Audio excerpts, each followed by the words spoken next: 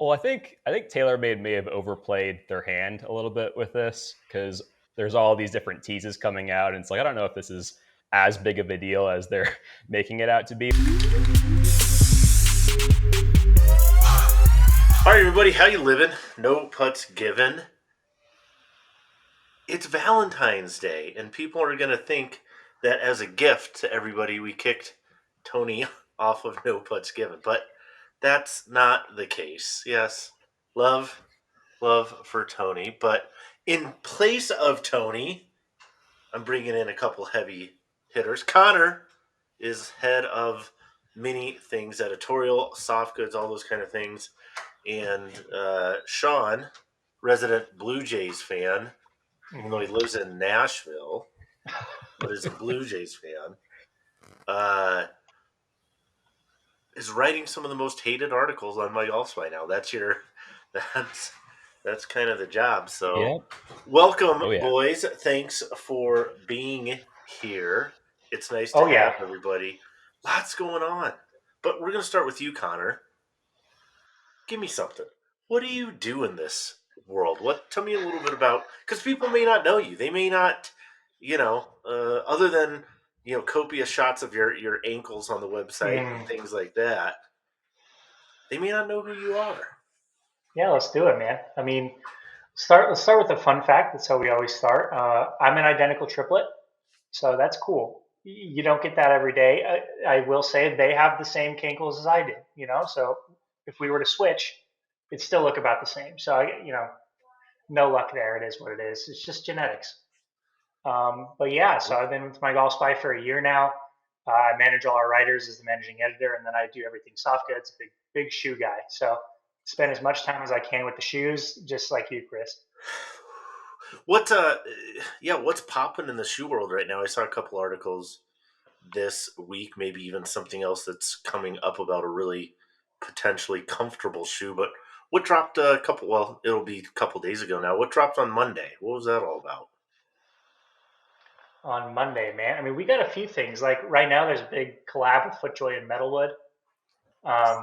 So MetalWood is a smaller, lesser known, maybe under the radar, you would say, apparel company. They've done a collab with FootJoy before. You may have seen the ones with the snakeskin. I think Cam Young's been wearing them before. So yeah, they're coming out with a new collection called the Executive. They did a cool little photo shoot in suits and ties, like kind of office vibes. It's a little dressier, got some crocodile skin. It's it's kind of more bougie. That's the nickname I get now. I get called bougie all the time. So if there was a bougie golf shoe, it would be the new MetalWood FootJoy Field. All right. Yeah, so that's really good. I mean, yeah, we do have some stuff coming out from brands like Under Armour that's really exciting. Some other things coming down the pipe. Shoes are really kicking right now, so there'll be some stuff in the coming weeks that I'm really excited about. What do you think are the biggest mistakes that golfers we test the shoes, right? So, and there's more involved in testing shoes than people may kind of realize or understand. But what do you think are some of the biggest mistakes golfers make when looking to purchase a new shoe? Well, I will tell you the number one. It's got to be the number one is getting the wrong size. Right. If all else fails, and if I were to leave you with one piece of wisdom, it would always be to try something on in store first if you can, or if you're online somewhere with a generous return policy, so you can try it on before you're committed to it. The issue is the sizing's just inconsistent from brand to brand. Even within brands themselves, you'll have a Puma shoe that fits true to size, and then another model that fits a half size small. So that's got to be the biggest thing, because finding a one-to-one fit, just like a glove, right? We'd say the same thing about a glove, is going to be key to getting the most out of a golf shoe. I found that even like the same model from year to year can vary. Like, for example, I'm typically an 11 and a half in FootJoy. They tend to run for me. I wear 12 to 12 and a half in most other shoes, tend to wear 11 and a half in FootJoys. But I've even found, even from the same model from year to year, it's not always exactly the same. What do you attribute that to? A lot of it can be material construction, right? If you're using a leather versus synthetic, it'll stretch and grow in different ways as you wear it more.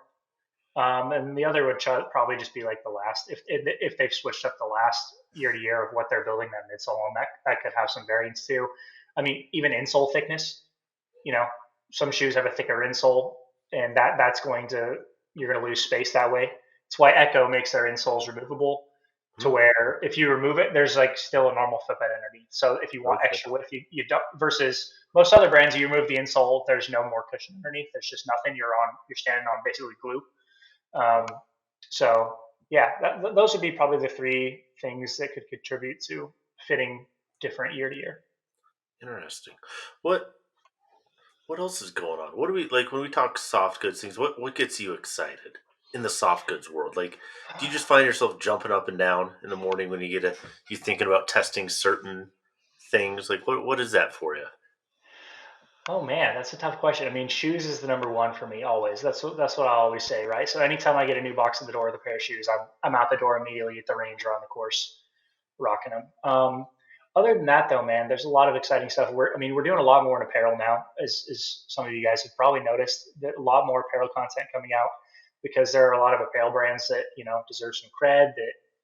And there's a lot of cool stuff being done in that space, which can seem a little bit crowded because it is. Mm-hmm. But there's some smaller brands making waves, and some of the bigger brands are continuing to do some really cool stuff in apparel. All right, let's talk about question with the apparel stuff and some of the shoe stuff. Quick question. If you had to buy one pair of shoes, if you had to wear one pair of shoes, or I should say this, one brand, so one company, you had to go all in today, rest of your golfing career, what brand is that? Yeah, my wife actually asked me this weekend, and the answer probably changes month to month, but right now it's Adidas. I think for my money, Adidas is doing the most with shoes as far as putting time and effort into making good golf shoes and different golf shoes, and their apparel has always been killer for me. So Adidas is who I'm going with right now. All right, I can appreciate that. Sunday Red. Sunday Red. We're recording this on Monday afternoon, so we don't know anything official yet. What we do know, or at least what we can reasonably surmise and hypothesize, is that TaylorMade, as Tony indicated correctly, probably 3 or 4 weeks ago, when the whole Nike thing was falling apart, where it was 26, 27 years that Tiger had been with Nike, $500 million, I think, in just contractual payments to Tiger over those nearly 3 decades, whatever. It's a lot of cheese. That was falling apart. There was going to be something else in place. This appears to be what that is. We can't tell you anything about it because, one, we don't have all the details yet. So instead of that, we're going to play a little game called Hypothesize. Okay? What are you hoping it is? Oh, man. Well, my first hope would be that the logo changes a little bit from what we've seen leaked out there so far and what's been in the trademark office. We'll put up a screenshot of that logo. What was your first thought when you saw the logo? So I had two. It was Tiger Balm. That's like that medicated ointment you put on for your shoulders and sore muscles or whatever. And Slozenger was the other one. Interesting. Yeah, my that's fair. I think my first thought was finger paint. Like I thought, like it was like an elementary school, like something my kids, like we have.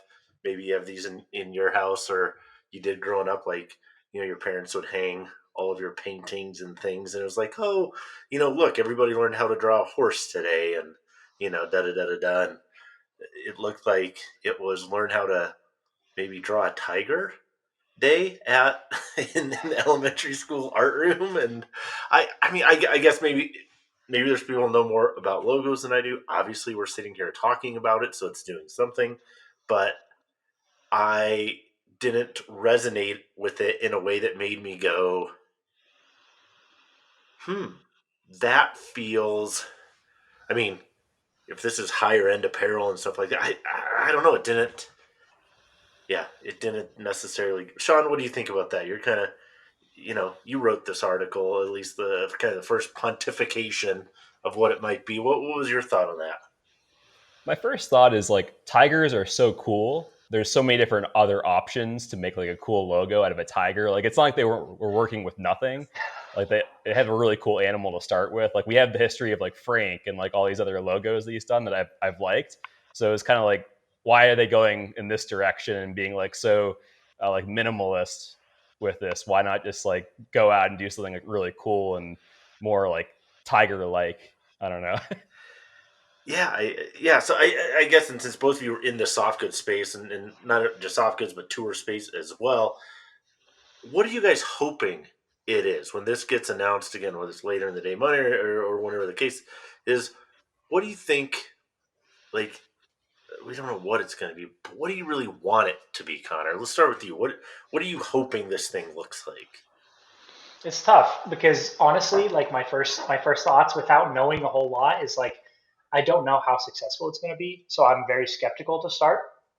Um, and I don't know that he has the same pull that he has in the past. So for me, I think the hope, and I think what TaylorMade hopes right now is just to get apparel off the ground, right? If you go on TaylorMade's website right now, who we assume is, they filed these trademarks, who we assume is going to be putting together this apparel for Tiger Woods.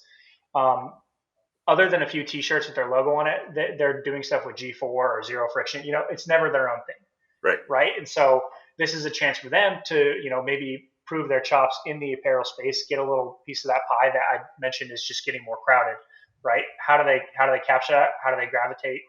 Get people to gravitate towards their brand. And if signing Tiger is a way to do that, then I guess we'll see. I don't know that I personally think it is. Um, so yeah, but I hope we get some cool shirts. I hope the logo changes a little bit, but I don't know how hyped I am to get a yellow shirt that's the Sunday Red brand. I mean, are we color boxed too? Do we got to stick with all red for the rest of eternity too? Right? I mean, there's so many. I There's don't mean many to ramble. shades of There's so many red. questions. Many shades of red. It is Valentine's Day today when this airs. So, from the pinks to the red to garnet university red. There are many, many different It's shades of true. red. Sean, what are you hoping that this thing is? Sunday red. What do you hope this is? Well, I think TaylorMade may have overplayed their hand a little bit with this because there's all these different teases coming out, and it's like I don't know if this is as big of a deal as they're making it out to be. But I'll say this: I think maybe like some more flexibility. I think I saw a stat that Tiger has only not worn red 3 times in his entire career on Sunday. So maybe like the Sunday red is going to have like different variations that we haven't seen other than just like the solid crimson that he's worn in the past. I don't know if that's like a take that people would disagree with, but I would kind of like him to see. I'd like to see him go like with different variations of that. Maybe I don't know. My one of my daughters brought up the point that when Victoria's Secret or whatever came out with pink as a brand, not everything was pink. It was True. that was very confusing to me initially. I is not very linear in like that's a blue sweatshirt that says pink on it. Like this is what are we even doing here? And now you got White Fox and things and whatever. You're all over the place. So I mean I hear you. I'm hoping that for TaylorMade's sake, it's something that's really cool. That it's not, and that's probably such a lame word to use, but where you stop and go, oh damn, that's really cool. Like I would want to buy one of those shirts or see it or try it or whatever because we see this and I'm certainly this way with shoes, but if it's like a Jordan brand golf shoe, I will at least stop and look at it and go, okay, is this something I want? Where haven't really had that with Tiger. You have with some of the shoes a little bit, but he transitioned to FootJoy more or less on his own while still under contract with Nike a year ago, year and a half ago, 2 years ago, whatever it was. And there wasn't really anything identifiable then, right? I mean, everybody that was wearing Tiger shoes or gear stuff it was Scotty Scheffler. It was somebody else. So I'm hoping for the people that are big Tiger fans that there's some kind of direct tie-in that isn't just like, okay, it's this logo, it's this guy, but like a really obvious cool tie-in where you're like, oh dang, that looks awesome. I want to have one of those. Now, whether Mhm. that's going to happen or not, I don't know. I don't know if it's more likely in the shoe part or, again, who knows if it's like a full suite of products or what, but I guess we're going to see what else. What are your other thoughts on this? Because I know, Sean, you wrote a little bit about too, like where some of these people were coming from.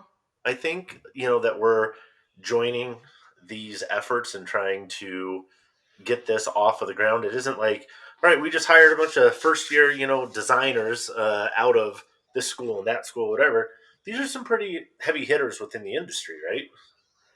Yeah, well, I was going to mention one of our sources said that an Under Armour, someone who's developing Under Armour, is a shoe dog through and through, and is a part of this. So I think we're going to see a wide range of products. That was what the patent said as well. There's going to be a wide range of different products available. It's not just going to be like polos and stuff like that. So there's going to be a lot of different things to look for. And I was going to mention as well the TW logo. I don't know, Connor. I mean, that to me, that's like an iconic logo. Mm-hmm. I don't really know whether he still has full control over that or where that's going to show up or not. But I'm interested to see like how what they do with that TW logo. Yeah, I mean, my understanding was that it was his logo. Based on, I mean, I don't know a whole lot of the legal stuff there, but my hope was kind of like go back to that logo and use the tiger as a secondary logo, right? I was like, please just like, let's get, that can be the secondary that makes an appearance on a sleeve or something. But I mean, up front and center, you're going to need something iconic like the TW. Mm-hmm. Yeah, like if Sunday Red being a collection or something within a TW line Mm-hmm. or something. I mean, maybe this is crazy. I would love to see red shoes. I think that would be awesome. Like a Sunday Red outfit where, you could mix and match and do different things, but you could pair, red pants with red shoes and a black top or something, or different things at different times. I just think red shoes would be phenomenal. Mm-hmm. And I don't think the shoes is too much of a stretch for TaylorMade for Sunday Red. I mean, you think about Tiger switching to FootJoy, like he switched to FootJoy because he needed stability. I mean, that's the main thing. If as long as they can produce a shoe that's going to be stable for him, then it's going to work. Like I don't think it's going to require Tiger's not like asking for the moon and stars with a golf shoe. He's Right. asking for something that he can swing comfortably in and not feel like he's going to re-injure himself. There's a template too for it, like you said. Mm-hmm. That's why it was always so baffling to me. Like he's sitting there wearing these FootJoy shoes and giving FootJoy all this publicity and whatever. It's like, how are you either unable or unwilling to build that type of a shoe? And I don't get me wrong, I love FootJoy shoes. I wear them all the time, but I didn't necessarily ever get a sense there's something like magical about them that Nike, being the footwear behemoth that it is, couldn't reasonably recreate. So I guess that'll be something, especially if they have somebody coming over from Under Armour, and obviously Under Armour has gone through the roof in terms of quality and making a golf specific shoe. The early days of Under Armour, I'm sure they wouldn't want to necessarily rehash a lot of those. In my opinion, the shoes were stiff, horribly uncomfortable, and not really fun to walk in, which aren't really qualities you want in a golf shoe. And if you compare that to what they have now and are coming out with this year, and Connor, you've had a preview of some of this as well. Safe to say those things are well in the past, right? Oh yeah, they're putting in the effort to make a legit shoe. It's something that right now, like people like Nike just aren't really doing. Right? It's brands focus too much on the storytelling and the logos and the colors, and they Yep. don't focus so much on making the shoe a good performing shoe. And I Yep. think Under Armour right now put a lot of effort, not to go off on Under Armour and get away from Tiger Woods, but Yeah. I mean, it's right. Like Nike has the wherewithal to have put out a shoe Mm-hmm. that he could have worn.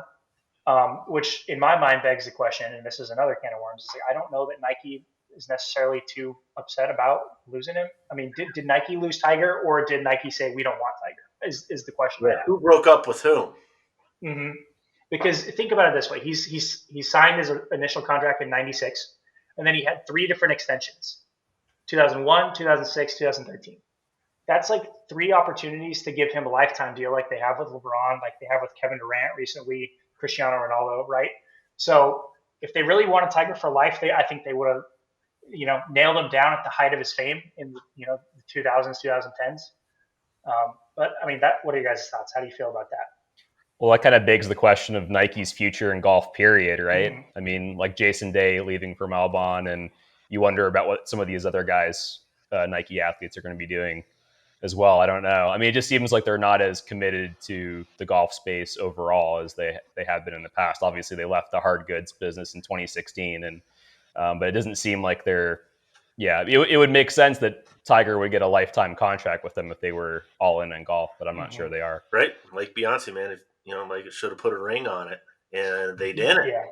They didn't. They didn't take that opportunity. I agree with you. I think my personal opinion, and again, I'm a shoe enthusiast. I love golf shoes. I'm an apparel enthusiast. I really, I wouldn't say that's like the height of my knowledge or whatever, but in my personal opinion, um, if I were to take Nike apparel and footwear as a stock, it's done nothing but go down in recent years. Like if I were just tracking it, I can't tell you the last time I wanted to buy a pair of Nike golf anything, where I looked and said, ooh, that is clearly better than something else on the market, even to rotate through as like, ooh, I want some of these. But like last year, I got turned on to Painter shoes and I got one pair of those. Like, man, there's something really cool about these, whatever wanted to dig in and learn more about.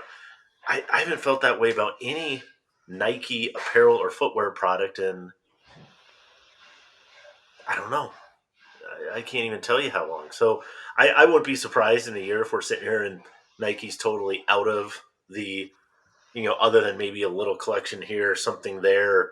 Maybe they do like a black label thing or something for, big box retailer, or Malbon just keeps buying their clothes and putting their logo on it, or calls it a collab and does that or something. I don't know.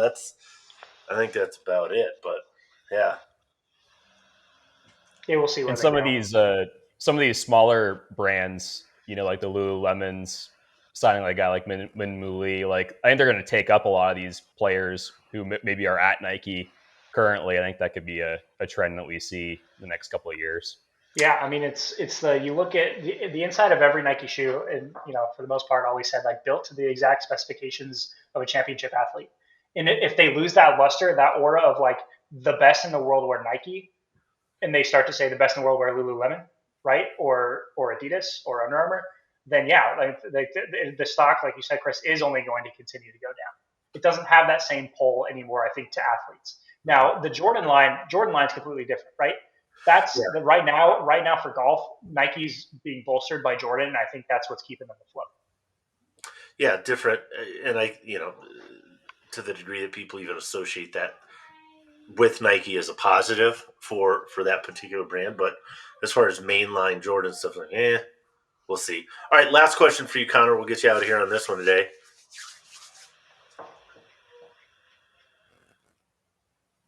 Sunday Red, again, 1 to 10. 1 being no confidence, 10 being highly confident. In 1 year from now, if TaylorMade were being honest and they look at all their success metrics, how successful do you think it will be? I'm going 5. I'm not too high. I Realistic think aside, that's fantastic. it's going to be alive. It's still going to be a thing. I don't know that it's going to have the type of impact they're hoping for. It'll be 5. If we're saying 5 is a median, it'll be average. It's not going to be bad. It's not going to be good. Okay. So, not a raging success that maybe they would hope it would be, but viable. Yeah, absolutely. Okay. Connor, thank you for being with us. Thanks for sharing some of your time with us. Sean and I, we're going to dig into some tour stuff. Sean, can you please help me fix network TV coverage for golf tournaments? You wrote an article, published it on Wednesday. I'm sorry, published on Monday. We're recording this on Wednesday. Let's set it up with this. What's the problem? What is the deal? People are mad. They're angry. They're just yelling and screaming and all these kinds of things. Why? What's the deal? I mean, this has been a debate that goes on for like past 4 or 5 years in particular. But just to kind of set it up, golf is very hard to broadcast, right? Other sports have one central focus the action starts and stops. There's a natural flow. You think of basketball, football, there's one ball in play, right? And that's the entire thing. Hopefully, Golf just keeps going on at all times, right? And the more golfers you want to cover, and a full field is what, 156 guys, the more expensive it gets. And the broadcast partners, they are paying a lot of money for the rights to broadcast golf. PGA Tour rights are 700 million almost in a year across CBS, NBC, ESPN, everything. So, they have to cram a lot of commercials into a very tight window to pay their bills. It's about 54 minutes worth of ads for 3 hours of a traditional broadcast window, which is a lot. Broadcasts get choppy trying to catch up after all these ad breaks. They, regularly lose track of guys.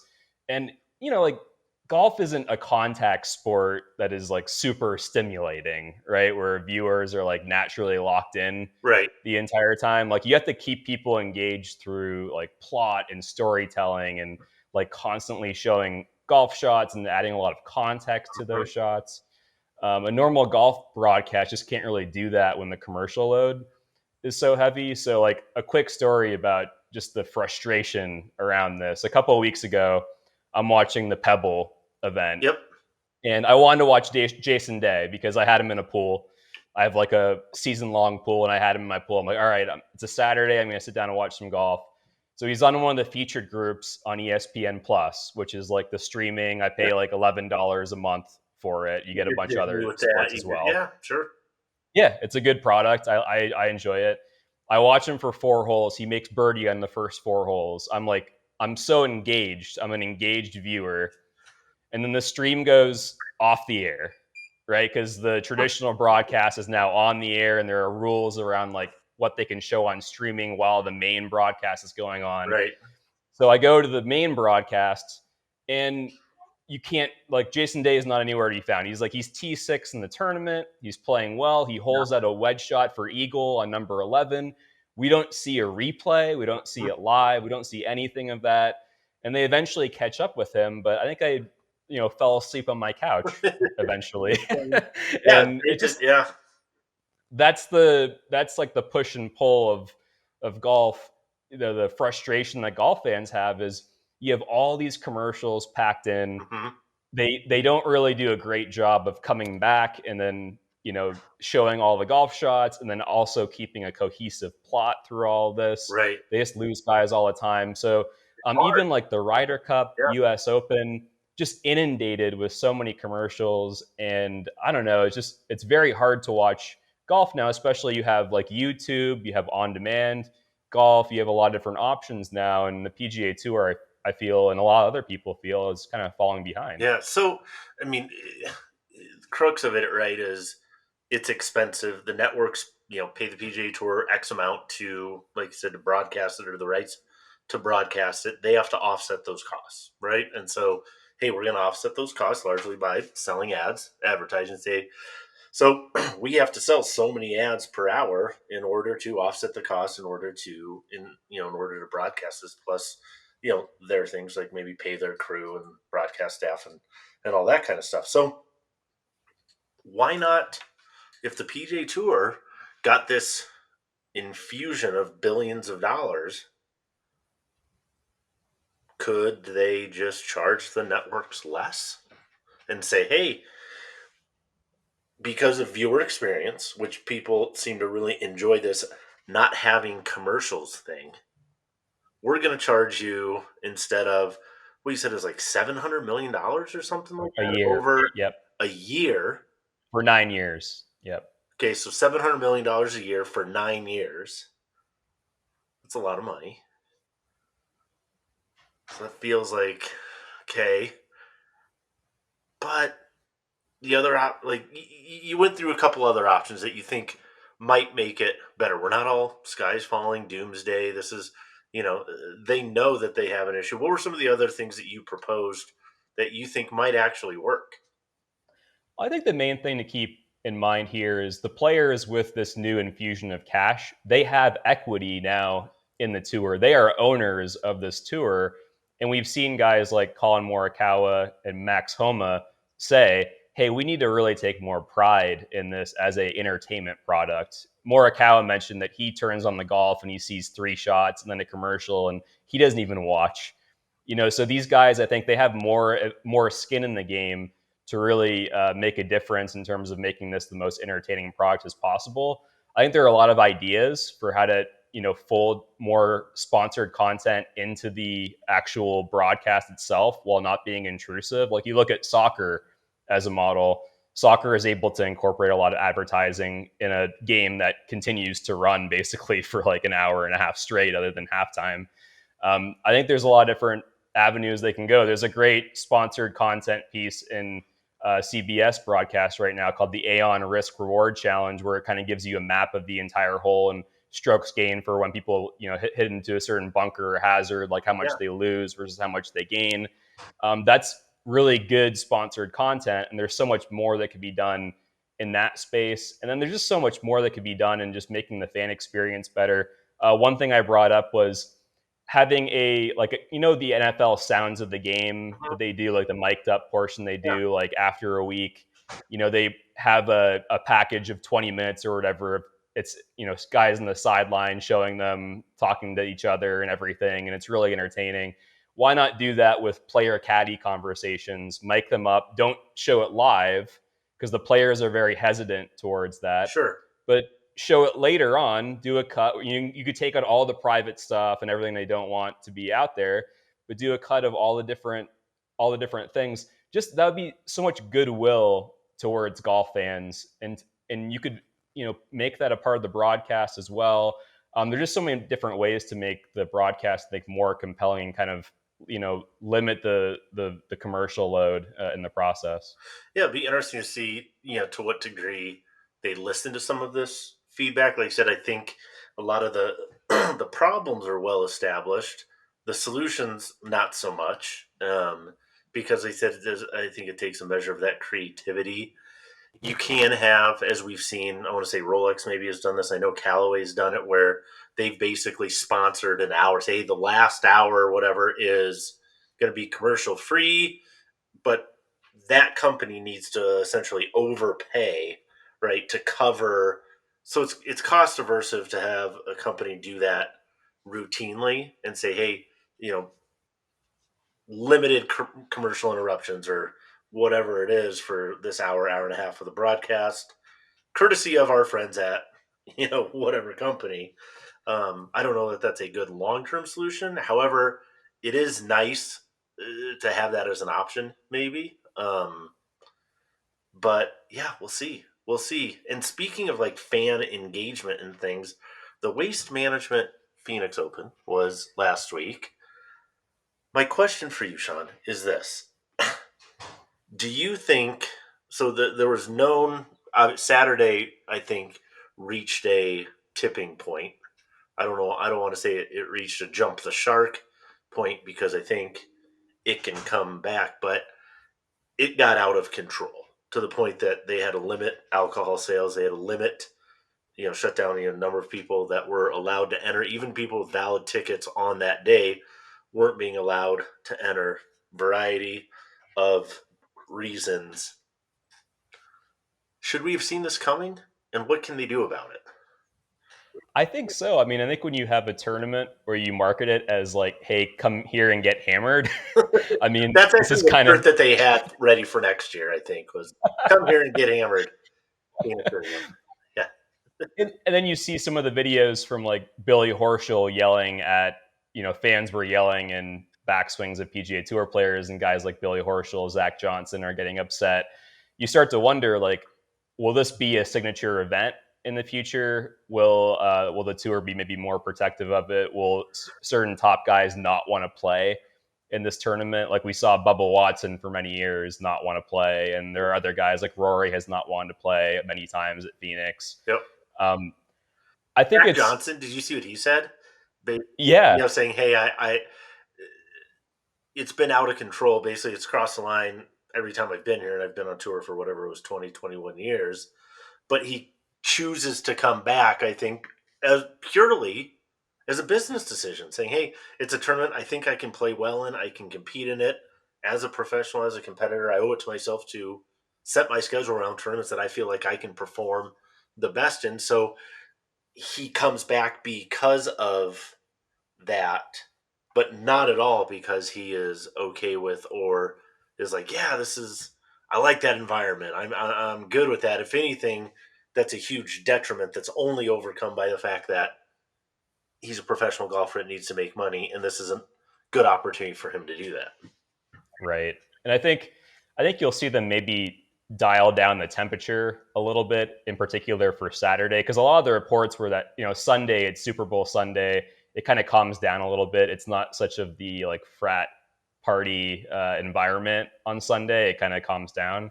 But I think one thing that goes under the radar is there are a lot of tournaments that copied this, not to the extent, but they did mini versions of this. Like, I'm from South Florida, and the Honda Classic, which it's not called the Honda Classic anymore, it's like the Cognizant Classic, but they have a similar thing on the 17th hole at their tournament where it's just come and get drunk and yell at players and everything. It's just kind of interesting how the tour is going to manage this over time, because a lot of these tournaments now are marketed as come to this certain hole. Mhm. Maybe it's not the entire tournament. Like Phoenix, there's several holes where it's crazy. It started with Um, 16 and now it's bled into, yeah. certainly 17, there's 18, but you know, yeah, 16 is the epicenter, but it seems like every year it extends a little bit further to, more of the grounds, for sure. And you and then you look at Live, which is like that's what they're trying to do in a lot of ways, is make it into a party. They have like music blasting and everything. So it's just kind of interesting,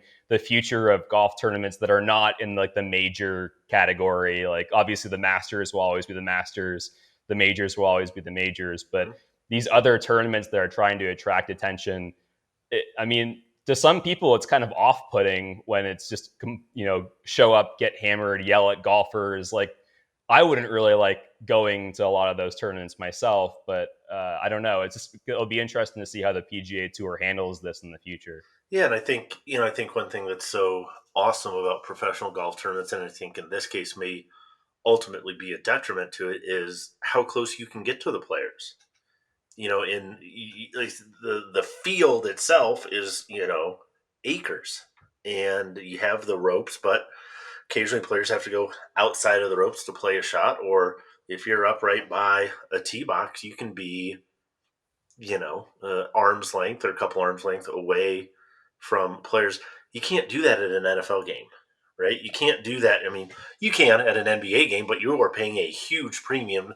If you're going to go sit courtside at a Lakers game, A, it's going to cost you quite a bit, and B, the first time you act like that or something will be the last time you have that seat, right? So it's a different.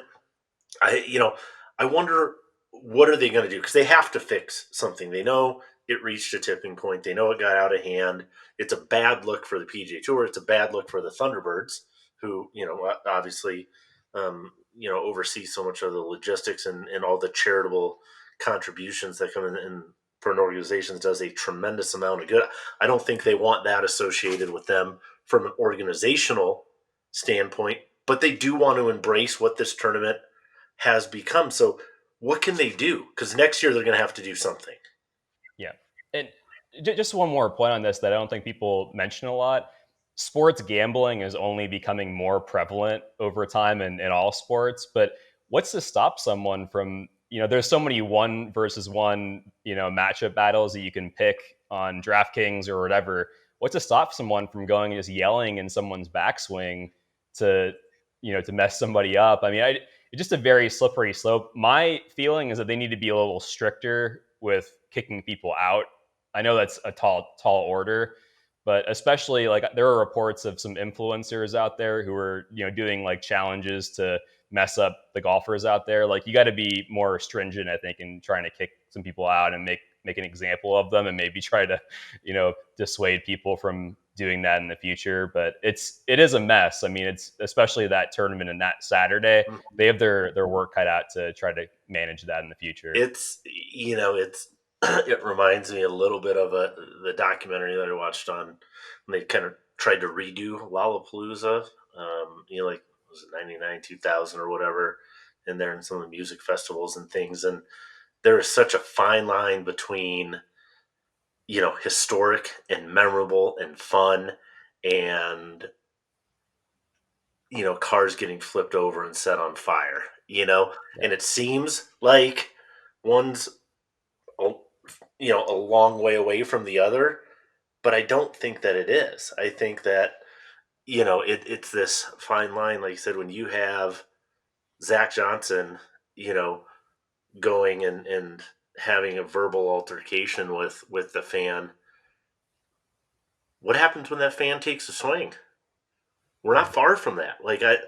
That at this point, that you see the behavior, that would not surprise me. And then you're talking player safety stuff. You're talking moving people further back, or whatever the case is. They absolutely have to get a handle on it from, I think, just from a player safety standpoint. In addition to the, like I said, the competitive balance of the event. You don't want outcomes to be dictated or impacted in that way by, they're on the 18th fairway, middle of the fairway, and some guy yells and, Nick Taylor's backswing, let's say this week or whatever, and robs him of a great. They should have a fair chance to compete against the course and against other players without having to factor in, the fan element. But if you're going to want that type of environment, you're going to have to deal with a certain amount of idiocy. So, like, what percentage of idiocy are you willing to deal with in order to have that deal? And I don't know what the answer is. Yeah. I got a question for you. Fire. What, just a guess, what percentage of fans do you think that came to the Waste Management on Saturday were there specifically to watch golf? Like, would have shown up to watch the tournament if it were any other tournament.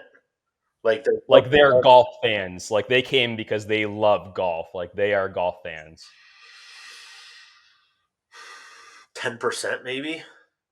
That's right around where I was, maybe 10, 15%. I think you probably had, I guess, let's say you had 10-15%, they're like core golf fans, right? You probably had, let's say, another 50% that were like, hey, I like golf. I'll go to a tournament. And if it's a golf tournament like a tailgate or something, great. Then I'm all in. I enjoy golf. I like it. The tournament, I will do that. But it was as much of a draw as all the extracurriculars, right? And then there was probably, another 30-40% that didn't know they were at a golf tournament, didn't care they were at a golf tournament, heard it might be a golf tournament of sorts, but never really got to the parts and places on the property where you would see this golf tournament being played. I couldn't maybe name more than a handful of players, maybe at all, in the field or whatever. And, you know, that third was probably responsible for 95% of any issues that were out there. I may be totally wrong. That may be, unfair to that group. But if I had to bet, that's where I'd be laying my money down. Yeah, and I don't necessarily mind that we have a tournament like this. I don't really want to see golf go 100% in this direction. I like that the Phoenix Open is kind of a one-off that is, as a party atmosphere. I don't know if every golf tournament should be like that. I think there should be a balance. Yeah, in the whole ecosystem. No, I agree. The concept of the tournament I love. Like, I love the idea of golf, again, letting its hair down a little bit and being more like a golf event where I might be playing with my buddies and things like that, right? Because if anything, golf has a reputation, a well-earned one, for taking itself far too seriously and being far too elitist and rules without any good reason. You can't wear, can't change your shoes in the parking lot and that kind of stuff. And it's like, I don't want golf to go that way either. That version of golf is as deplorable to me as some of the stuff that we saw on Saturday. And so, Agreed. But I love the idea of, listen to Smiley Coffin and Kisner that are down on 16 announcing it together like Saturday. Like, that was awesome. Like, that's what I want to watch and enjoy. And can we just have that, you know? Yes. And guys talking at each other and John a little bit and enjoying it and ribbing each other and this and that. Yeah, and if you want to have some drinks and have some fun and whatever, that's awesome. Do it. Um, but balance. It should be fun. It should be entertaining, but just overall balance, I think, is the key. It's a tough mix, though, as you're saying. Yeah, yeah. It's a fine line. You don't want to push people away in any form, No, but you also don't want it to be crazy. no, exactly. All right, last couple things here, Sean. I know you're not a huge equipment guy, so I'm just going to spit some equipment stuff. You can just nod and smile or ask me a question if you want. And we're getting toward the tail end of kind of this first wave of equipment, embargoes. A lot of the big things, again, drivers, etc., have come out. But this week, couple from Ping, wearing a Ping hat. This is from my man, Jimmy Hard K, Jim Knous. Best story on the PGA Tour this week. Colorado School of Mines is where he went to college, had his college coach on the bag, Coach Kimball. Shout out to Coach Kimball at School of Mines, but it was Jimmy's last PGA Tour event. He Monday qualified. I believe it was a 3-for-1 or I don't know, maybe 2 playoff. Anyway, got through Monday qualifying on a playoff, makes the cut, holes out on 18, I think, at the end of the second round on the bunker, like front left of the green. That's not the shot that allowed him to make the cut. However, ends up going, makes the cut, finishes, T30th or something like that, makes 4 birdies on the back 9, including his very last stroke on 18, made a birdie putt like 7-8 feet, and just a really, really cool story for him and his family. He'll be working with the engineering team, etc., at Ping moving forward. But for all the Tiger Woods and Rory McIlroys and those stories, the Jim Knous stories tend to be my favorite because I can relate to him a lot more than if not golf wise, not skill wise for sure, but just cool story and you know yeah, he wears Colorado Rockies jersey and he'll have those memories forever and yeah, cool way for him to go out that week and maybe when he gets his amateur status back and get him into a member guest or something. We'll we'll see what happens there. But just a couple shout outs real quick on the equipment front. Srixon, the ZX MK2 black chrome irons hit shelves on Monday. For those of you who don't know, this is a thing that we see in the industry a lot, which is called how do we keep products exciting and fresh? And so what we do in the industry, it's not specific to Srixon or Titleist or TaylorMade or Callaway or, well, specific to all of them. We make them black. And so this is something we do roughly halfway through cycles to give golfers another choice. We're a little short on details in terms of exactly what the black finish is. This is a question we get most of the time is, what finish wears the best? So one piece of advice, if it's a black finish, it's going to wear. It's not gonna look as good as other finishes over time. Black does that.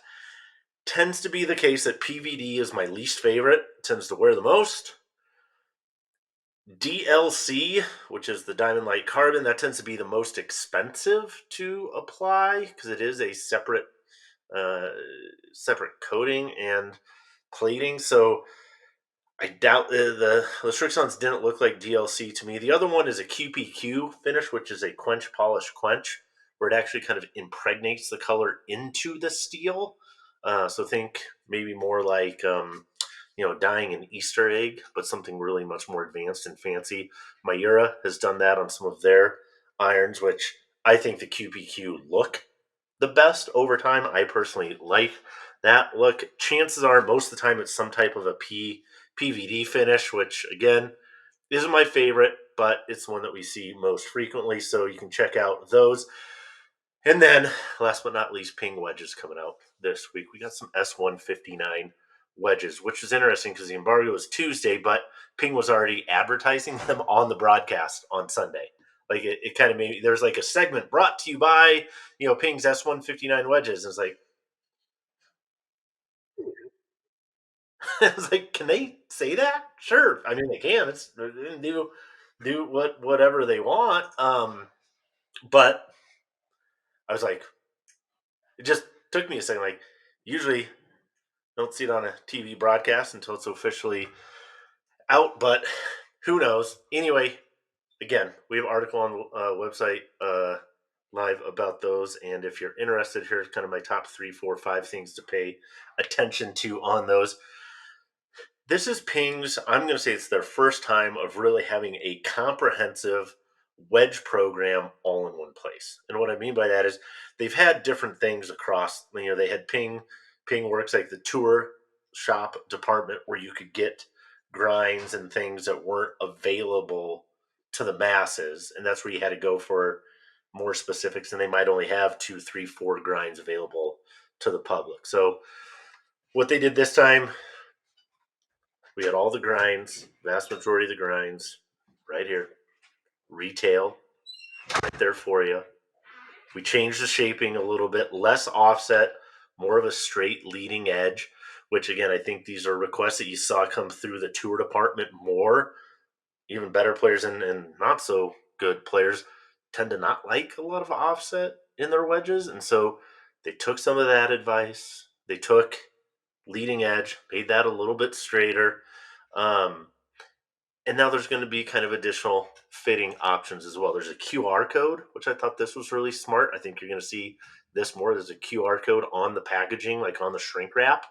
So if you're in the store, snap that, and it can take you through some fitting questions and protocols. So again, is that as good as getting fit outside on grass? No, of course not. But it's a lot better than just grabbing something off the rack. Like, the program's pretty intuitive. It's a super smart way to do it. And in true Ping fashion, they want you to think about performance. And I think this part really resonates with me and hopefully with consumers too, that with wedges, it's not about finding the wedge that spins the most. We hear this all like, oh, more spin, more spin, more spin. Yes, spin is control, but it's really consistency of spin. And can you get that consistency of spin regardless of, or how much does that spin vary when you're hitting it out of different lies? Rough, wet, sand, dry, firm. Obviously, the spin and performance is going to change based on those conditions. But how tight can we get that performance, right? Where it's like, hey, if I'm hitting out a wet, wet rough, how close can I get that performance to dry, middle of the fairway, 75-degree day in Phoenix? So, to that end, hydro pearl finish, they kind of talk about in three phases. You have your macro perspective, which are the grooves, right? And then we have things like finishes, and then they have kind of this micro milling and then also a blasted texture on the face of the wedge as well. So anyway, we went into way more depth in the article that Tony wrote, but it's going to be a challenge for Ping in this space, just simply because wedges are a little bit tough. But they got some cool stuff in there, man. They got some cool stuff. So check those things out. That's a lot of information. Sean, thank you for joining us. I like the Roback hoodie. Thank you. I think Appreciate that's a phenomenal thing. And last one, what's your favorite part of Valentine's Day? Because it is Valentine's Day. What's your favorite part of Valentine's Day? I mean, the candy, honestly. I mean, I usually indulge in at least a pound of candy over Valentine's Day. So I couldn't support that more. And the second thing is, this episode will come out, and I'm here to like make Tony mad. So I think this is a perfect Valentine's Day gift for him. Yep. So I think it really works out well. Nothing better than poking the bear. Well, Sean, thank you for your time. Find Sean Fairholm, people. He's out there. He's on the interwebs. We'll post his little information below. You can find me always at the same places that I'm at GolfSpy. Find us, follow us, let us know what we can do to make your day a little bit brighter. And until then, we out.